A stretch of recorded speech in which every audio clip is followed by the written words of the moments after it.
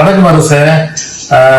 அது நம்ம பகுதியும் சரி, அதே போல திருவிக நகரப்புறம் சென்னையில பல பகுதியில் இந்த மாதிரி வந்து பிள்ளைகள் வந்து அங்க தண்ணி தேங்கி இருக்கிறதுனால மிக மிக வந்து ஒரு சிரமப்படுற மாதிரி வந்து சூழ்நிலை இருக்கிறதா வந்து ஊடகங்கள் அதே போல பல இடங்கள்ல இருந்து தகவல் வருது.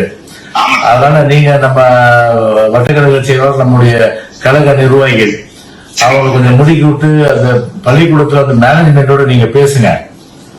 பேசிட்டு இப்ப கூட இருந்து நம்ம கட்சிக்காரங்க வந்து அவங்க வந்து பத்திரமா வந்து வீட்டுக்கு அனுப்பி வைக்கிறதும், அதே போல அந்த மேனேஜ்மெண்ட் சொல்லி வண்டி ஏற்பாடு பண்ணி உடனடியாக வந்து அவங்க வந்து வீட்டுக்கு பத்திரமா அனுப்புறதுனால அந்த ஏற்பாடு நீங்க செய்யுங்க.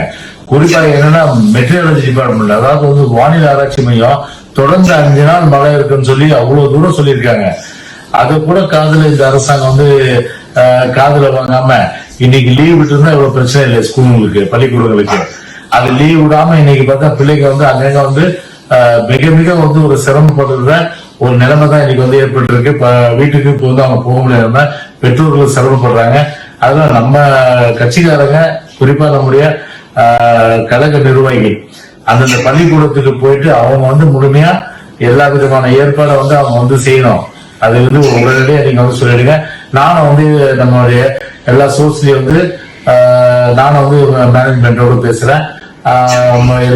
நேரடியா பல இடங்களுக்கு, சில இடங்கள்ல கூட வந்து பள்ளிக்கூடத்துல விட்டு அவங்க வந்து பேருந்துக்காக வெயிட் பண்ணி மழையில கஷ்டப்படுற அந்த நிலைமைலாம் இருக்கு. அதனால முடிஞ்சவரும் நான் வந்து அந்த ஸ்பாட்டுக்கு வரேன். அதனால வந்து வேண்டிய ஏற்பாடு நீங்க செய்யுங்க. நீங்க சரி, உங்க தகவலை நான் முழுமையா இருந்து நம்ம வட்டக்கடை செயலாளருங்க மற்ற நிர்வாகிகள் எல்லாருக்கும் சொல்லிட்டு என்னென்ன வேலை செய்யணுமோ அதெல்லாம் நான் வந்து ஏற்பாடு பண்றேன்.